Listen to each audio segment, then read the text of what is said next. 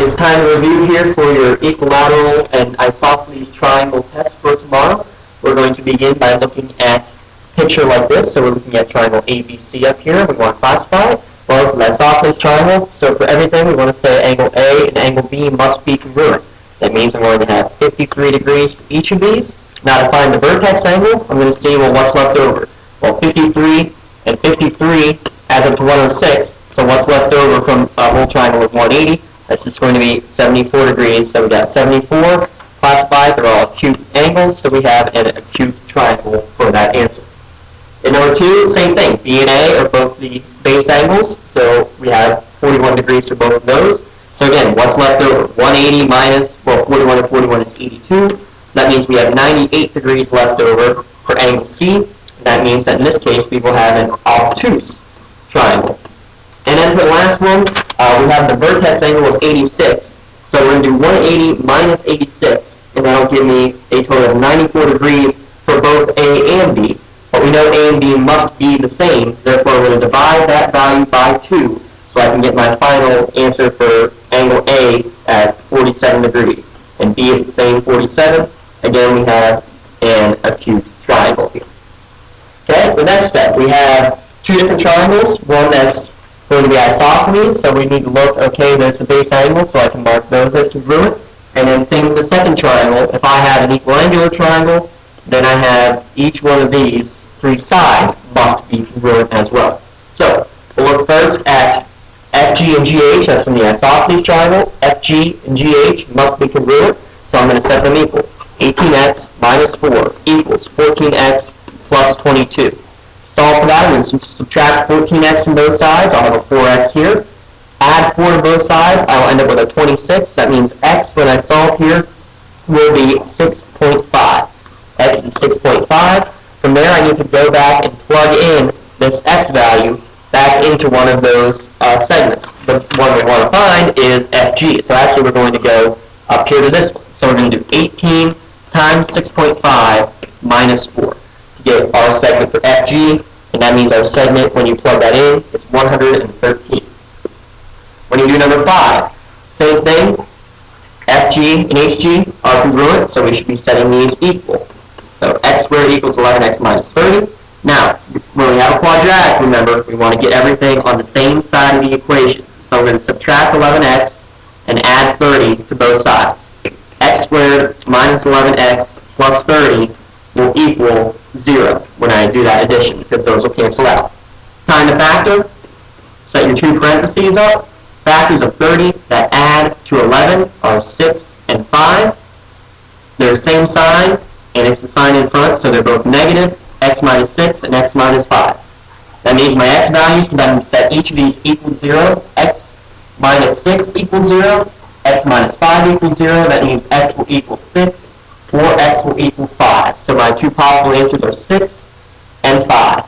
Now to plug it back in, we want to find HG. Well, FG and HG are the same, so whatever one you prefer to be easier to plug in. I think it's easier to plug into x squared, so when I do 6, 6 squared will become 36. And when I plug in 5, 5 squared will become 25. That's how you'll set that one up. Alright, this last one, HG and FH. So HG and FH are not congruent here. Actually, did we get that one correctly? No, we didn't. So HG and FH are not congruent. There is nothing we can do with this problem at all. If there were angles, it would be another thing. But because it's sides, there's nothing we can do.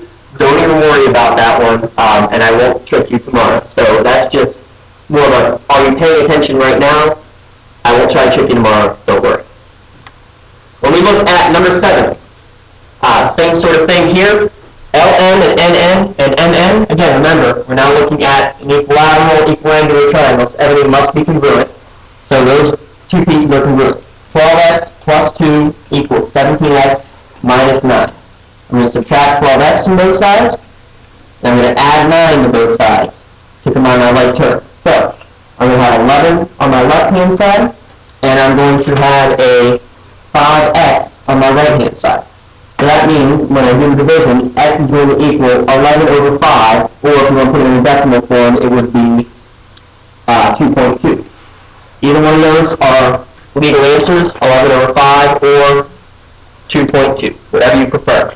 Now to plug it back in, again, they're all equal, so it really doesn't matter which one you plug it into. I'm just going to plug it in here. 17 times 2.2 minus 9, I'll get an answer in my calculator of 28.4 for that one. Number 8, in this one, same thing. Ln and Ln, they must be congruent to each other.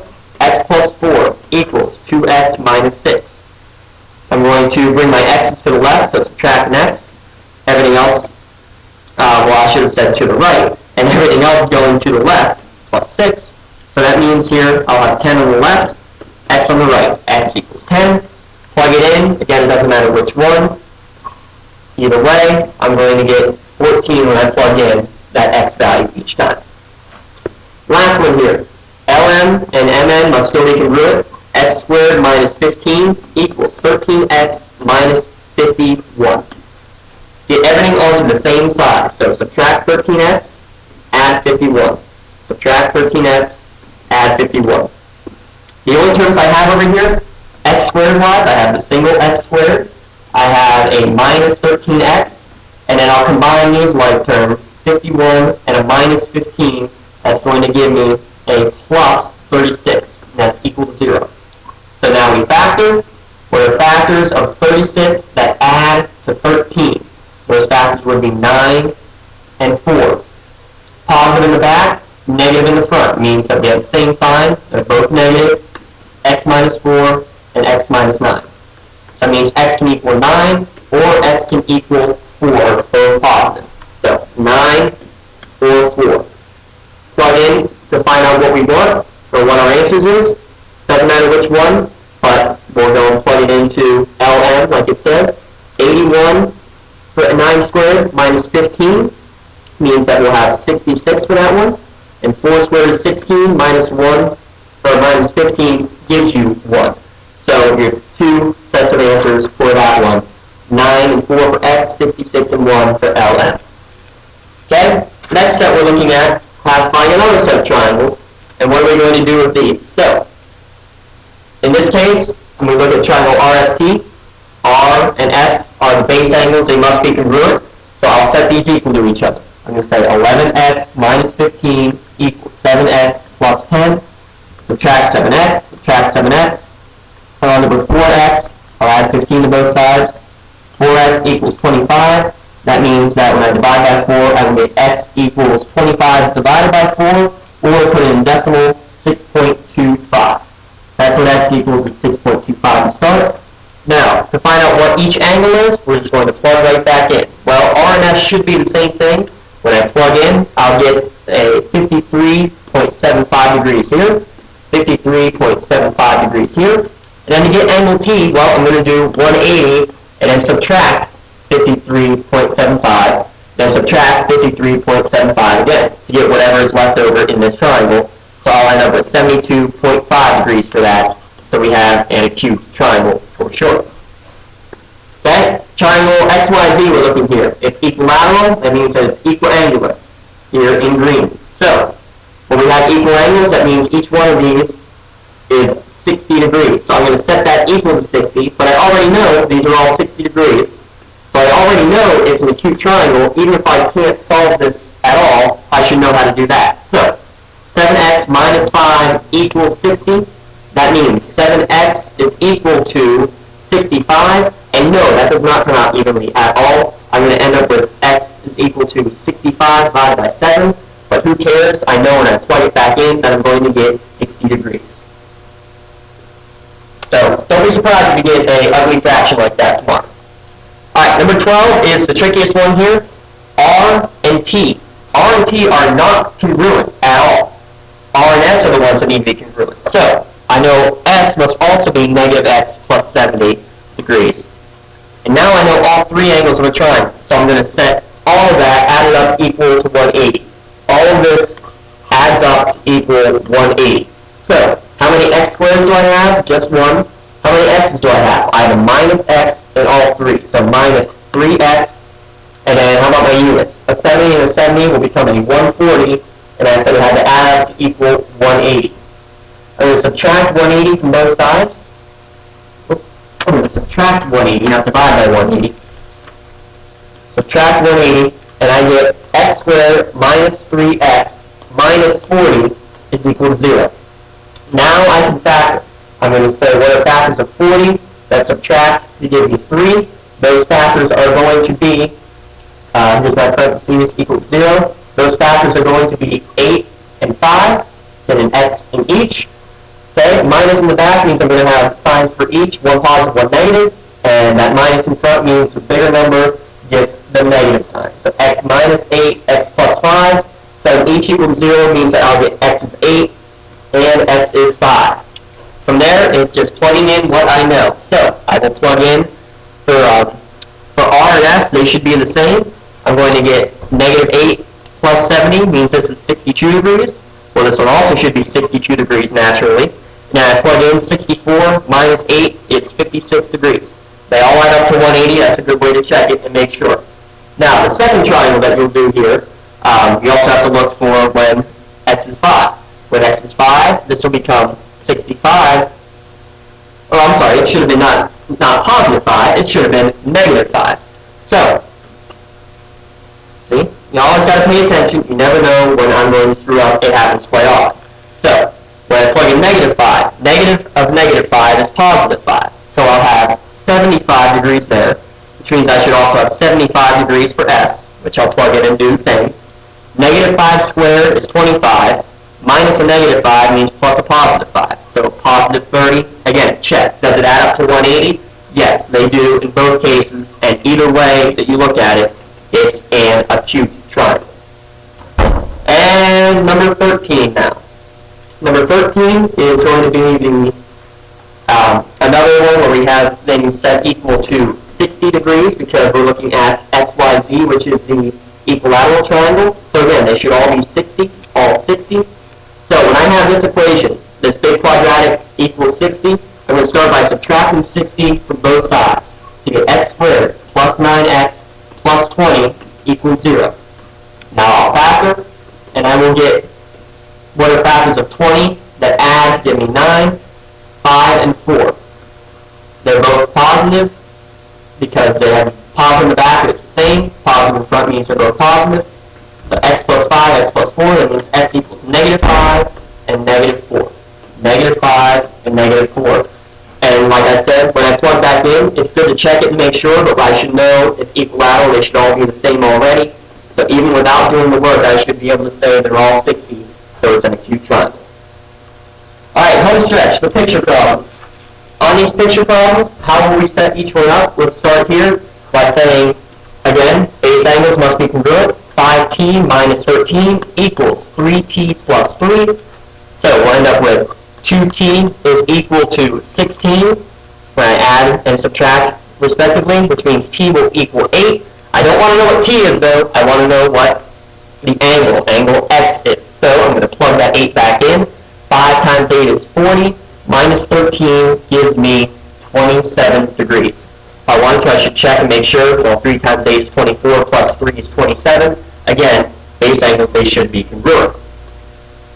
Measure angle A and 15. Well, again, let's look. What angles are congruent? Should be C and B in this problem, not the ones we have. Well, C and B must both be x, because C is x, B is x.